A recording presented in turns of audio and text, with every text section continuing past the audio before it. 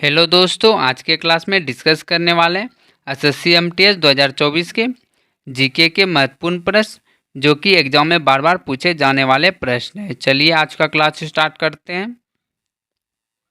देखते हैं question number 1। निम्नलिखित में से किस राजपूत शासक ने प्रसिद्ध शहर भोपाल की स्थापना की थी? किस राजपूत शासक ने प्रसिद्ध शहर भोपाल की स्थापना की थी? तो आंसर हो जाएगा राजा भोज।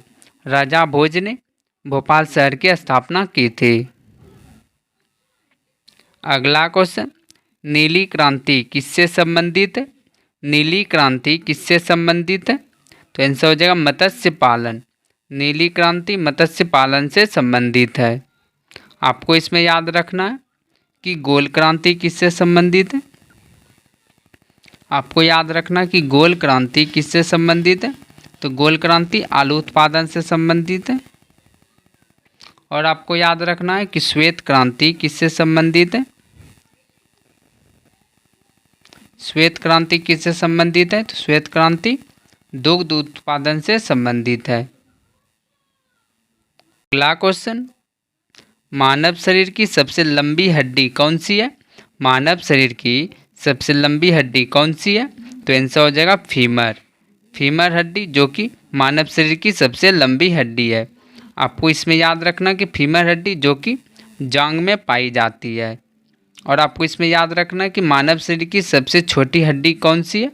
तो मानव शरीर की सबसे छोटी हड्डी स्टेपीज है। मानव शरीर की सबसे छोटी हड्डी स्टेपीज है। अगला क्वेश्चन, कुद नामक नृत्य किस राज्य या केंद्र शासित प्रदेश का प्रसिद्ध लोक नृत्य है?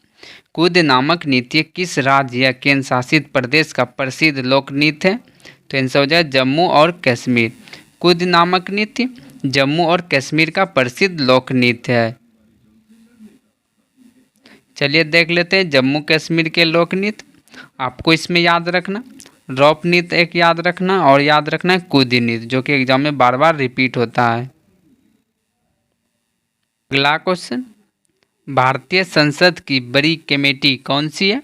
भारतीय संसद की बड़ी कमेटी कौन सी है? तो आंसर हो जाएगा प्राक्कलन समिति। प्राक्कलन समिति भारतीय संसद की बड़ी कमेटी है। अगला क्वेश्चन, 2011 की जनगणना के अनुसार किस केंद्र शासित प्रदेश में सबसे अधिक लिंगानुपात है? 2011 की जनगणना के अनुसार किस केंद्र शासित प्रदेश में सबसे अधिक लिंगानुपात है? तो आंसर हो जाएगा पुडुचेरी। आंसर हो जाएगा पुडुचेरी। अगला क्वेश्चन, निम्नलिखित में से कौन चंद्रगुप्त द्वितीय के नवरत्नों में से एक है?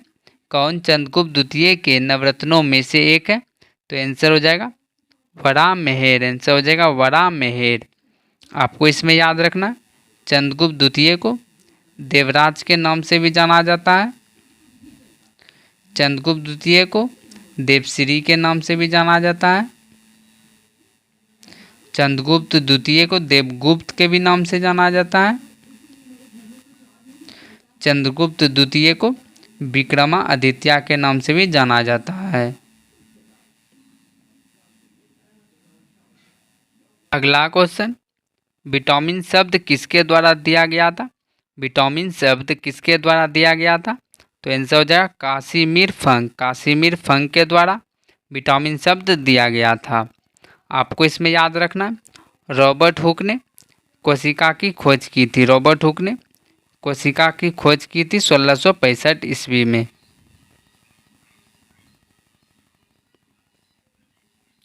अगला क्वेश्चन, दमन और दीव को क्या अलग करता है? दमन और दीव को क्या अलग करता है? तो आंसर हो जाएगा खंबात की खाड़ी। दमन और दीव को खंबात की खाड़ी अलग करता है। अगला क्वेश्चन, निम्नलिखित में से किस अधिवेशन में कांग्रेस का विभाजन हुआ था? किस अधिवेशन में कांग्रेस का विभाजन हुआ था? तो आंसर हो जाएगा सूरत अधिवेशन में कांग्रेस का विभाजन हुआ था। आंसर हो जाएगा सूरत अधिवेशन में कांग्रेस का विभाजन हुआ था। अगला क्वेश्चन, श्रीमती एन राजम का संबंध निम्नलिखित में से किस एक वाद्य यंत्र से है? श्रीमती एन राजम का संबंध किस एक वाद्य यंत्र से है? तो आंसर हो जाएगा वायलिन। श्रीमती एन राजम का संबंध वायलिन से है, आंसर हो जाएगा वायलिन। चलिए देख लेते हैं वायलिन के प्रसिद्ध कलाकार। आपको इसमें नाम याद रखना है एल सुब्रमण्यम का, डॉक्टर एन राजम का नाम याद रखना और टी एन कृष्णन का आपको नाम याद रखना है। अगर आपको आज का क्लास अच्छा लग रहा हो तो वीडियो को लाइक जरूर कीजिएगा और अभी तक चैनल को सब्सक्राइब नहीं किए तो चैनल को सब्सक्राइब जरूर कर लीजिएगा। चलिए अगला क्वेश्चन देखते हैं। किस पंचवर्षीय योजना को स्थिरता के साथ विकास के उद्देश्य से शुरू किया गया था? किस पंचवर्षीय योजना को स्थिरता के साथ विकास के उद्देश्य से शुरू किया गया था? तो आंसर हो जाएगा चौथी पंचवर्षीय योजना, आंसर हो जाएगा चौथी पंचवर्षीय योजना। अगला क्वेश्चन, राष्ट्रीय आपातकाल अब तक कितनी बार घोषित किया जा चुका है? राष्ट्रीय आपातकाल अब तक कितनी बार घोषित किया जा चुका है? तो आंसर हो जाएगा 3 बार। राष्ट्रीय आपातकाल अब तक 3 बार घोषित किया जा चुका है। आपको इसमें याद रखना है राष्ट्रीय आपातकाल जो कि अनुच्छेद 352 में दिया गया है। राष्ट्रीय आपातकाल अनुच्छेद 352 में दिया गया है। अगला क्वेश्चन, गिद्धा किस राज्य का लोक नृत्य है? गिद्धा किस राज्य का लोक नृत्य है? तो आंसर हो जाएगा पंजाब। पंजाब का गिद्धा लोक नृत्य है। अगला क्वेश्चन, स्वतंत्र भारत की संविधान सभा के प्रथम अध्यक्ष कौन थे? स्वतंत्र भारत की संविधान सभा के प्रथम अध्यक्ष कौन थे? तो आंसर हो जाएगा डॉक्टर राजेंद्र प्रसाद। आंसर हो जाएगा डॉक्टर राजेंद्र प्रसाद। आपको इसमें याद रखना डॉक्टर भीमराव अंबेडकर जो कि प्रारूप समिति के अध्यक्ष थे। आपको याद रखना है डॉक्टर भीमराव अंबेडकर जो कि प्रारूप समिति के अध्यक्ष थे। अगला क्वेश्चन, दिल्ली की जामा मस्जिद का निर्माण किसने करवाया था? दिल्ली की जामा मस्जिद का निर्माण किसने करवाया था? तो आंसर हो जाएगा शाहजहां। शाहजहां ने दिल्ली की जामा मस्जिद का निर्माण करवाया था।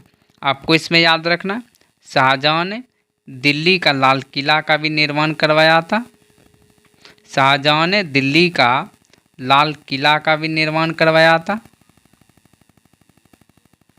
और आपको याद रखना शाहजहां ने ताजमहल का भी निर्माण करवाया था। अगला क्वेश्चन, कोणार्क मंदिर कब बनवाया गया था? कोणार्क मंदिर कब बनवाया गया था? तो आंसर हो जाएगा 13वीं शताब्दी। कोणार्क मंदिर 13वीं शताब्दी में बनवाया गया था। आपको इसमें याद रखना है कोणार्क मंदिर ओडिशा में स्थित है। कोणार्क मंदिर ओडिशा में स्थित है। अगला क्वेश्चन, प्रथम आंग्ल मैसूर युद्ध के समय कौन सी संधि हुई थी? प्रथम आंग्ल मैसूर युद्ध के समय कौन सी संधि हुई थी? तो आंसर हो जाएगा मद्रास की संधि। प्रथम आंग्ल मैसूर युद्ध के समय मद्रास की संधि हुई थी। आपको इसमें याद रखना है तो द्वितीय आंग्ल मैसूर युद्ध के समय कौन सी संधि हुई थी? तो द्वितीय आंग्ल मैसूर युद्ध के समय मंगलोर की संधि हुई थी। आपको याद रखना है द्वितीय आंग्ल मैसूर युद्ध के समय मंगलोर की संधि हुई थी। और आपको याद रखना है तृतीय आंग्ल मैसूर युद्ध के समय श्रीरंगपट्टनम की संधि हुई थी। अगला क्वेश्चन, नाबन्ना नामक फेस्टिवल किस राज्य में मनाया जाता है? नाबन्ना नामक फेस्टिवल किस राज्य में मनाया जाता है? तो आंसर हो जाएगा पश्चिम बंगाल। नबन्ना नामक फेस्टिवल पश्चिम बंगाल में मनाया जाता है। अगला क्वेश्चन, जहांगीर के काल में मुगल दरबार में आने वाला पहला अंग्रेज कौन था? जहांगीर के काल में मुगल दरबार में आने वाला पहला अंग्रेज कौन था? तो आंसर हो जाएगा कैप्टन विलियम हॉकिंस। आंसर हो जाएगा कैप्टन विलियम हॉकिंस जो कि जहांगीर के काल में आने वाला पहला अंग्रेज था। अगला question, doctor B R Ambedkar ने संविधान का हृदय और आत्मा किसे कहा था?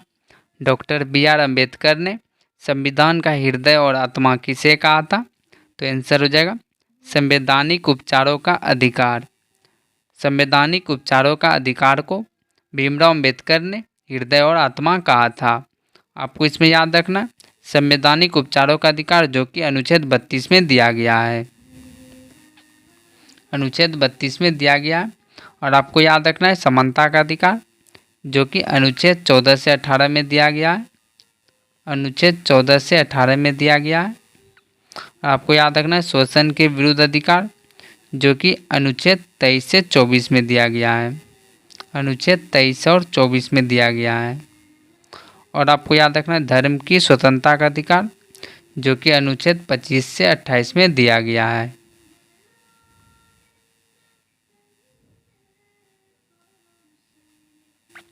अगला क्वेश्चन, निम्नलिखित में से सरकारी बजट में राजस्व व्यय का उदाहरण कौन सा है? सरकारी बजट में राजस्व व्यय का उदाहरण कौन सा है? तो आंसर हो जाएगा सरकारी कर्मचारियों के वेतन का भुगतान। आंसर हो जाएगा सरकारी कर्मचारियों के वेतन का भुगतान। अगला क्वेश्चन, बांदीपुर राष्ट्रीय उद्यान किस राज्य में स्थित है? बांदीपुर राष्ट्रीय उद्यान किस राज्य में स्थित है? तो आंसर हो जाएगा कर्नाटक। बांदीपुर राष्ट्रीय उद्यान कर्नाटक में स्थित है। अगला क्वेश्चन, इदुक्की बांध किस नदी पर बनाया गया है? इदुक्की बांध किस नदी पर बनाया गया है? तो आंसर हो जाएगा पेरियार नदी। इदुक्की बांध पेरियार नदी पर बनाया गया है। आज का लास्ट क्वेश्चन, स्टॉकहोम किस देश की राजधानी का नाम है? स्टॉकहोम किस देश की राजधानी है? तो आंसर हो जाएगा स्वीडन। स्टॉकहोम जो कि स्वीडन की राजधानी है। अगर आपको आज का क्लास अच्छा लगा तो वीडियो को लाइक जरूर कीजिएगा और अभी तक चैनल को सब्सक्राइब नहीं किए तो चैनल को सब्सक्राइब जरूर कर लीजिएगा। चलिए अब मिलते हैं अगले क्लास में। आज के लिए इतना ही। Thank you.